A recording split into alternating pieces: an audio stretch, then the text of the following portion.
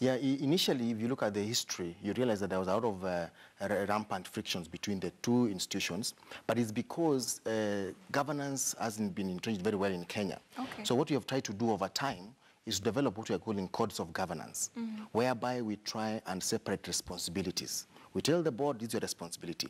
Management, your responsibility. If everybody keeps on their lane, you find that there are less conflicts. There you focus on development. But every time you realize there are conflicts whereby people don't know their responsibilities and their role well, you find a chairman, behaving like a manager, or a CEO trying to work like a board. Therefore, you have to ensure that boards stick to oversight and management stick to operations. That way you run an institution smoothly without problems. So we developed actually codes to try and help what is the role of the chairman, role of the committee, role of management. That way you smooth over time. We've had kind of an appreciation over time now.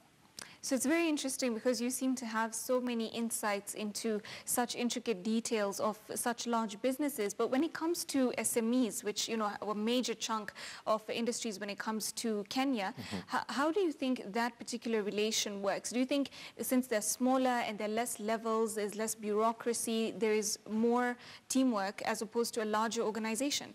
The principles remain the same. You realize that the SMEs sometimes don't survive the owners, because they haven't put structures in place that are governance structures. So we've been encouraging and trying to promote like family businesses. We run trainings for them and tell them, even if you're a one-man show, ensure you have structures, you have processes, you have policies, so that you don't make decisions that in the evening in a dinner table and you come and implement them. True. We've actually seen business falling down because of those kind of no clarity in terms of policy. There's archaic rules. Yes, you wake up in the morning and you make a decision. So we're actually encouraging small businesses, SMEs, big corporates, government institutions, even counties, to try and begin embracing proper corporate governance, so they are able to begin, operating smoothly without conflict and frictions. So it's very interesting that, of course, you bring in county level and the government. And do you also then work, what is the breadth of the institutions across which you work in terms of bringing governance?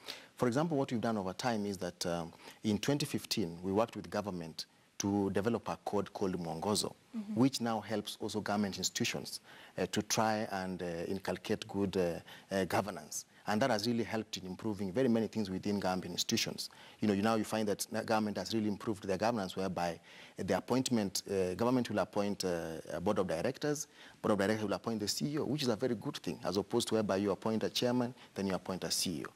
For county governments, we've sent some guidelines for our members, because our members also are supposed to sit in counties to try and help in the counties. And we have some codes we have developed for them in county governments, for them to try and inculcate better governance.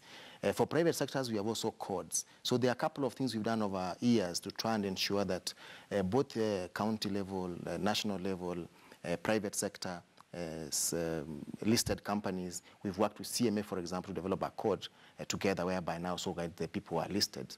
That's how we contribute to governance in this country. Okay, that's very intriguing. And when we, what's interesting is when you talk about CEOs, a lot of people have this one standard perception of what a CEO is: very serious, very, stringent, and somebody who is larger than life.